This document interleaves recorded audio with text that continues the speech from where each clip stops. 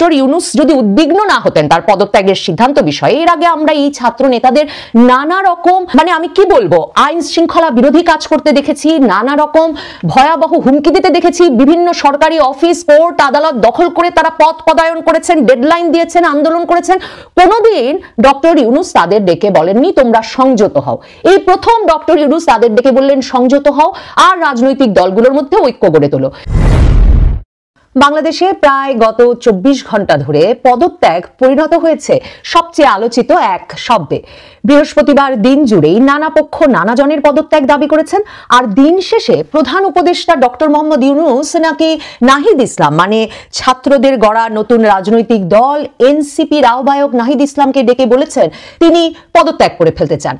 বৃহস্পতিবার দিন জুড়েই গুঞ্জন ছিল, একটা উপদেষ্টা মণ্ডলীর সভা করছিলেন যমুনায় ডক্টর ইউনূস। তখন থেকেই অনলাইনে সামাজিক যোগাযোগ মাধ্যমে নানা আলোচিত ব্লগার স্ট্যাটাস দেওয়া শুরু করেন যে ডক্টর মোহাম্মদ ইউনূস নাকি পদত্যাগ করে ফেলছেন, এবং মুহূর্তে মুহূর্তে বিগ ব্রেকিং এসব খবর দিয়ে এই খবর ছড়িয়ে পড়ার পর এই কানাঘুষা একরকমের তীব্রতা পায়। অন্যদিকে মনে রাখবেন তার আগের দুদিন ধরেই কিন্তু ইশরাক হোসেন বিএনপির নেতা, তার যে আন্দোলন চলছিল শাহবাগ কাকরাইল মোড় এই পুরো এলাকা জুড়ে, সেখানে তিনি দাবি করেছিলেন ফেসবুক স্ট্যাটাস দিয়ে স্পষ্টতই যে আসিফ মাহমুদ সজীব ভুঁইয়া এবং মাহফুজ আলম অন্তর্বর্তীকালীন সরকারে দুই যে ছাত্র উপদেষ্টা আছেন তাদেরকে সরকার থেকে বের হয়ে যেতে হবে, পদত্যাগ করতে হবে, এটা তার আন্দোলনের মূল দাবি। বৃহস্পতিবার আদালতের রায়ে আবারও মেয়র হিসেবে শপথ নেওয়ার বিষয়টি ইশরাক হোসেনের নিশ্চিত হলেও ইশরাক হোসেন তার সমর্থকদের বলেন যতক্ষণ আসিফ মাহমুদ সজীব ভুঁইয়া আর মাহফুজ আলম পদত্যাগ না করবেন অন্তর্বর্তীকালীন সরকার থেকে ততক্ষণ আন্দোলন থামানো যাবে না, বরং আরো বিস্তৃত করতে হবে।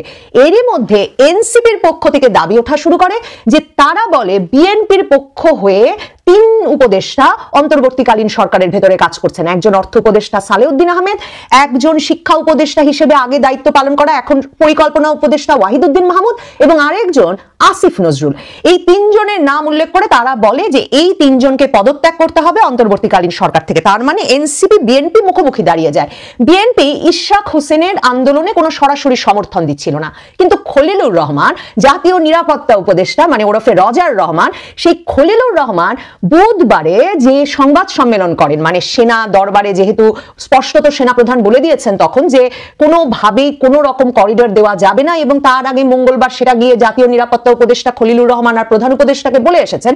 তার প্রেক্ষিতে বুধবার খলিলুর রহমান যে সংবাদ সম্মেলন করেন সেখানে এসে তিনি আবার তার যে দ্বৈত নাগরিকত্বের অভিযোগ উঠেছে সেই অভিযোগের জবাবে বলে বসেন তাকে যদি বিদেশি নাগরিক বলা হয় তাহলে তারেক রহমানকেও বিদেশি নাগরিক বলতে হবে।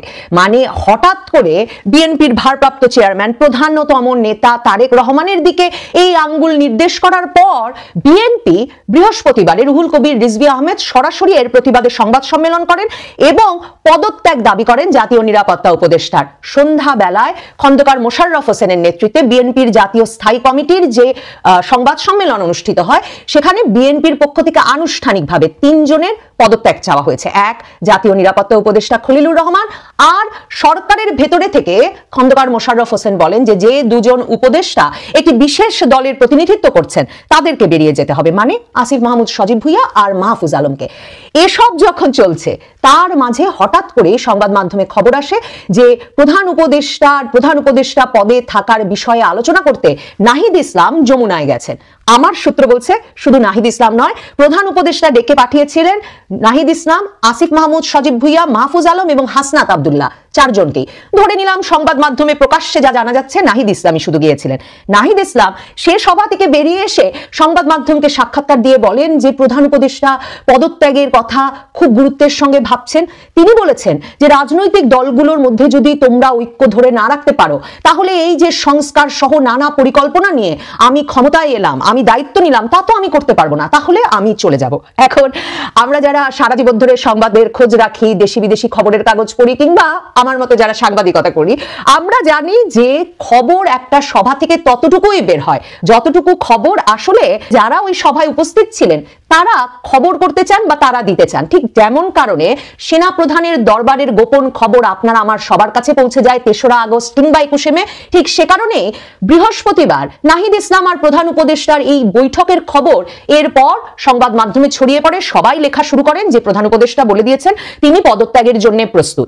এখন প্রধান উপদেষ্টা নাহিদ ইসলামকে কি নির্দেশনা দিয়েছেন, আপনি যদি নাহিদ ইসলাম বেরিয়ে সংবাদ মাধ্যমকে কি বলেছেন সেটা বিশ্লেষণ করেন, দেখবেন তিনি বলেছেন তোমরা যদি ঐক্যে না আসতে পারো, মানে কি এনসিপি, বিএনপি, জামায়াতে ইসলামী, শিবির, হেফাজতে ইসলাম সবাইকে এখন ডক্টর ইউনূসের পিছে ঐক্যবদ্ধ হতে হবে। আপনারা তো বুঝতেই পারছেন যে ডক্টর ইউনূস যদি উদ্বিগ্ন না হতেন তার পদত্যাগের সিদ্ধান্ত বিষয়ে, এর আগে আমরা এই ছাত্র নেতাদের নানা রকম মানে আমি কি বলবো আইন শৃঙ্খলা বিরোধী কাজ করতে দেখেছি, নানা রকম ভয়াবহ হুমকি দিতে দেখেছি, বিভিন্ন সরকারি অফিস, কোর্ট, আদালত দখল করে তারা পথ পদায়ন করেছেন, ডেডলাইন দিয়েছেন, আন্দোলন করেছেন। কোনোদিন ডক্টর ইউনূস তাদের ডেকে বলেননি তোমরা সংযত হও। এই প্রথম ডক্টর ইউনূস তাদের ডেকে বললেন সংযত হও আর রাজনৈতিক দলগুলোর মধ্যে ঐক্য গড়ে তোলো। তো নাহিদ ইসলাম, হাসনাত আব্দুল্লাহরা যে এই ইঙ্গিতের অর্থ বুঝলেন এটা বুঝতে কোনো কষ্ট হয় না, কারণ রাতের বেলা তারা রাজুকে ঘিরে, ঢাকা বিশ্ববিদ্যালয়কে ঘিরে জুলাই ইউনিটি ব্যানারে একটা মিছিল সমাবেশ সাজানোরও চেষ্টা করেছিলেন, মানে লোক জমানোর একটা চেষ্টা হয় যেখানে দিল্লি না ঢাকা স্লোগান দেওয়া হয়, যেখানে ডক্টর ইউনূসকে রাখার জন্য এই সমাবেশ, মানে অন্তর্বর্তীকালীন সরকার এই আন্দোলন পরবর্তী সরকারের স্থিতিশীলতা নিশ্চিত করার জন্য এই সমাবেশ বলা হয়। মনে হয় 40-100, আমি জানি না, মানে ভিডিওতে দেখে যেটা জানলাম এবং খবরে যা দেখলাম 40-100 মানুষ হয়েছে, কাজে তারা তখন লোক জমাতে পারে না। আর নাহিদ ইসলাম অন্যদিকে কি করতে থাকেন, মানে এনসিপির নেতৃবৃন্দ, এই ছাত্রনেতারা জানেন যে তাদের ডাকে কখনো কোথাও বাংলাদেশের কোথাও কোনো লোক হয়নি। তারা শেষ পর্যন্ত যমুনাতেও আসলে কাদের লোক বলের ভিত্তিতে কিছু লোক জমাতে পেরেছিলেন। চরমোনাই পীরের ইসলামী আন্দোলন বাংলাদেশ এসেছিল, হেফাজতে ইসলাম এসেছিল, জামায়াত শিবিরের নেতাকর্মীরা এসেছিল। গতকাল সারা দিন জামায়াত শিবিরের নেতৃত্ব স্থানে থাকা বিভিন্ন ব্যক্তিরা, ব্লগাররা মন্তব্য করেছেন যে জামায়াত শিবিরের এবার এই অন্তর্বর্তীকালীন সরকারকে বাঁচাতে কিংবা এনসিপির পাশে গিয়ে দাঁড়ানোর জন্য একতাবদ্ধ হওয়ার বা তাদের পিছিয়ে গিয়ে দাঁড়ানোর কিছু নাই, কারণ মাহফুজ আলম বারবার জামায়াতে ইসলামীকে যুদ্ধাপরাধের কাফফারা দিতে বলে রাজনীতি করতে আসলে পাকিস্তান পন্থা বাদ দিয়ে ৭১-এর যুদ্ধাপরাধের জন্য ক্ষমা চেয়ে সাফ দিলে তারপর আসতে হবে, মানে যমুনায় পুরো আন্দোলন জমিয়ে দিলেন জামায়াত শিবির নেতাকর্মীরা এই আওয়ামী লীগের কার্যক্রম নিষিদ্ধের জন্য হাসনাত আব্দুল্লাহর ডাকে। এরপরেও মাহফুজ আলমের এসব কথায় ভীষণভাবে বিরক্ত জামায়াত শিবিরের কর্মীরা। শুধু তো তাই নয়, মাহফুজ আলম ওই যে জগন্নাথে বোতল খেয়ে তিনি কিন্তু বললেন যে এই কাজ করেছে জামায়াত শিবিরের কর্মীরা, যারা নাকি যে কোনো আন্দোলনে অন্তর্ঘাত করতে স্যাবেটুর হিসেবে যে কোনো আন্দোলনে ঢুকে পড়ে। এরপর থেকে জামায়াত শিবিরের কর্মীরা আসলে বিশ্বাস রাখতে পারছেন না যে এরা ডাকলেই তারা রাজপথে নেমে পড়বেন কিনা। সে কারণে কালকে ঢাকা বিশ্ববিদ্যালয়ে কোনো লোক জমাতে পারেননি তারা। জামায়াতে ইসলামী এখন আনুষ্ঠানিকভাবে যেতে চাইছে। জামায়াতে ইসলামীর আমির ডাক্তার শফিকুর রহমান সরাসরি বলেছেন যে ডক্টর ইউনূসের উচিত সর্বদলীয় রাজনৈতিক বৈঠক ডাকা, মানে জামায়াত শিবিরকে ডাকলেই তারা হাসনাত আব্দুল্লাহ বা নাহিদ ইসলাম কি মাহফুজ আলমের পেছনে গিয়ে দাঁড়াবে কিনা সেটা নিয়ে তাদের মধ্যে দ্বিধা তৈরি হয়েছে। মাহফুজ আলম ফেসবুকে ক্ষমা চেয়ে ফেলেছেন। তিনি বলেছেন তার যত বিভক্তি সৃষ্টিকারী যত মানে ফেসবুক স্ট্যাটাস ছিল সেগুলোর জন্য তিনি ক্ষমা প্রার্থী, তাকে যেন ক্ষমা করে দেওয়া হয়, ফ্যাসিস্ট বিরোধী শক্তি যাতে ঐক্যবদ্ধ হতে পারে। এই ঐক্যের আশায় নাহিদ ইসলাম যমুনা থেকে বেরিয়ে আসার পর জাতীয় নাগরিক পার্টি গতকাল বৈঠক করে নুরুল হক নুরু, ভিপি নুরুল হক নুরুর গণ অধিকার পরিষদ আর চরমোনাই পীরের বাংলাদেশ ইসলামী আন্দোলনের সঙ্গে, এবং বাংলাদেশ ইসলামী আন্দোলনের ভেরিফাইড ফেসবুক পেজে সেই সভা যে ঘটেছে সে সম্পর্কে খবর দেওয়া আছে।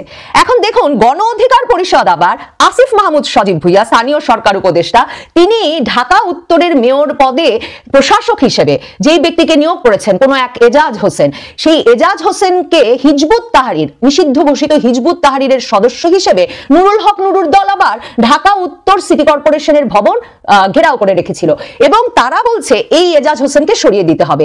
এনসিপি বলে আসছে ভিপি নুরুর পছন্দ মতো লোক যেহেতু কাজ পায়নি, ঠিকাদারি কাজ পায়নি ঢাকা উত্তর সিটি কর্পোরেশনে, সেই জন্য ভিপি নুরুর দল গণ অধিকার পরিষদ ঢাকা উত্তরে গ্যাঞ্জাম করছে।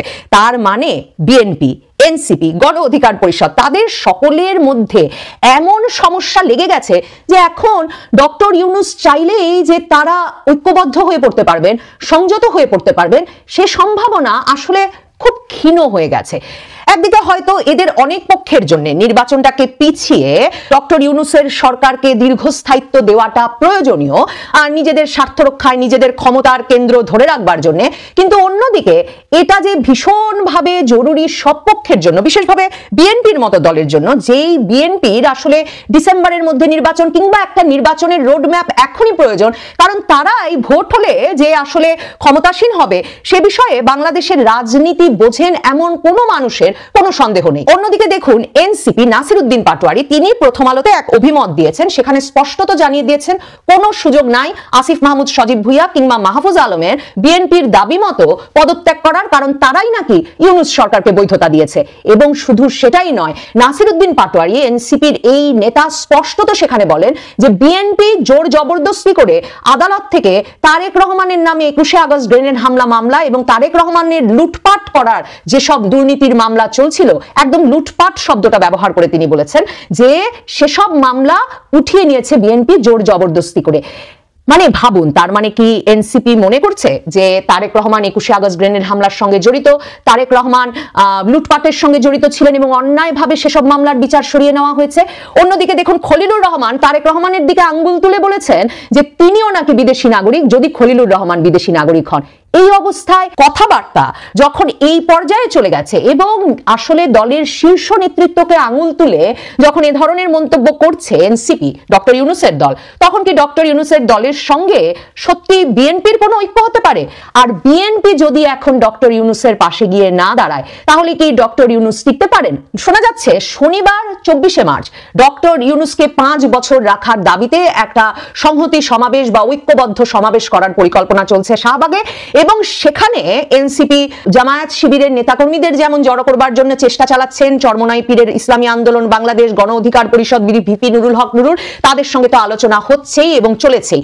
এখন শুধুমাত্র তাদের বিএনপিকে রাজি করানো বাকি। বিএনপি কি সত্যি তাদের নেতা তারেক রহমানের দিকে লুটপাটকারী হিসেবে আঙুল তোলা এনসিপির নেতৃবৃন্দের সঙ্গে গিয়ে শাহবাগে আন্দোলনে দাঁড়াবে? বিএনপি সত্যি সরে আসবে এই দাবি থেকে যে আসিফ মাহমুদ সজীব ভুইয়া, মাহফুজ আলম এবং জাতীয় নিরাপত্তা উপদেষ্টা খলিলুর রহমানকে পদত্যাগ করতে হবে, নাকি সেসব দাবি থেকে সরে না এলে ডক্টর ইউনূসের অন্তর্বর্তীকালীন সরকারটা কিভাবে টিকে থাকে?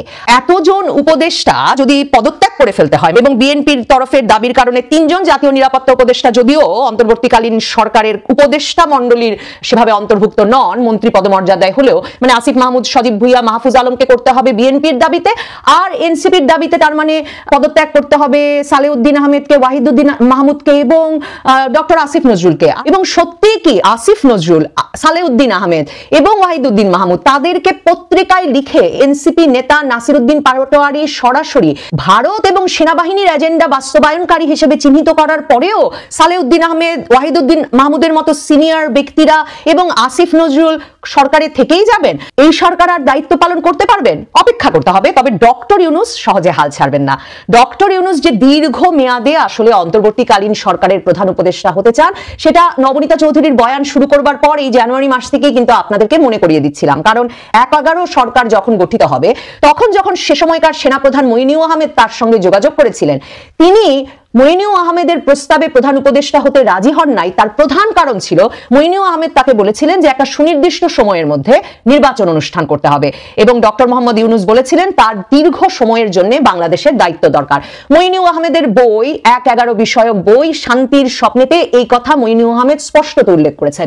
মইনুল আহমেদ যে 2 জন কর্মকর্তাকে ডক্টর মোহাম্মদ ইউনূসকে প্রধান উপদেষ্টা হিসেবে রাজি করানোর জন্য আলাপ করতে পাঠিয়েছিলেন, তাদের সঙ্গে কথা বলে লেখক গবেষক মহিউদ্দিন আহমেদ 1-11 বিষয়ে বই লিখেছেন, সেখানেও সেনা কর্মকর্তারা বলেছেন যে প্রধান উপদেষ্টা হতে 1-11 সময় ডক্টর ইউনূস রাজি হন নাই।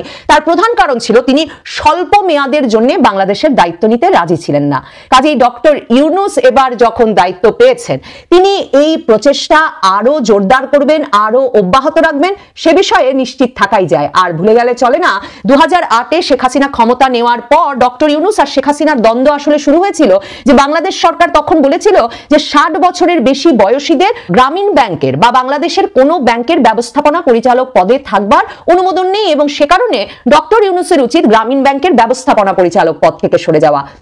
দেশি সংবাদ মাধ্যমের খবর বাদ দিন, 2016 সালে মার্কিন যুক্তরাষ্ট্রের প্রখ্যাত বার্তা সংস্থা অ্যাসোসিয়েটেড প্রেস একটি খবর করে, যে খবর সারা বিশ্বে সে সময় আলোড়ন তুলেছিল। হিলারি ক্লিন্টন আর ট্রাম্পের তখন প্রেসিডেন্সিয়াল নির্বাচনের প্রচারণা চলছে।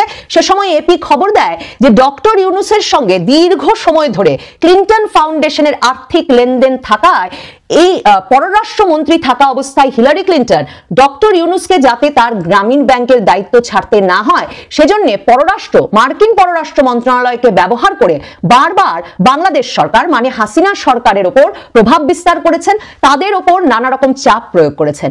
সেই খবরের কোনো অফিসিয়াল আনুষ্ঠানিক প্রতিবাদ ক্লিন্টন ফাউন্ডেশন বা হিলারি ক্লিন্টন করেন নাই, কিংবা ডক্টর ইউনূসও অ্যাসোসিয়েটেড প্রেসকে করেন নাই। সে কারণে সেই খবর শুধু অ্যাসোসিয়েটেড প্রেস নয়, পৃথিবীব্যাপী আরো অনেক সংবাদ মাধ্যমে ছাপা হয় এবং বলা হয় পররাষ্ট্রমন্ত্রী হিসেবে এই যে নিজের ফাউন্ডেশনে টাকা নিয়ে সেই কারণে অন্য দেশের সরকারের উপর মার্কিন পররাষ্ট্র মন্ত্রণালয়কে ব্যবহার করে প্রভাব খাটানোর যে প্রমাণ এপি এই রিপোর্টের মাধ্যমে হিলারি ক্লিন্টনের বিপক্ষে তুলে এনেছিল, সেটা হিলারি ক্লিন্টনের 2016 নির্বাচনে ভোটারদের মনকে ভীষণভাবে প্রভাবিত করেছিল। কাজেই মনে রাখতে হবে ডক্টর ইউনূস সহজে হাল ছাড়ার মানুষ নয়। কিভাবে তিনি ঘর গুছিয়ে এনে তার অন্তর্বর্তীকালীন সরকারকে রক্ষা করেন সেটা দেখবার জন্য আমাদের অপেক্ষা করতে হবে।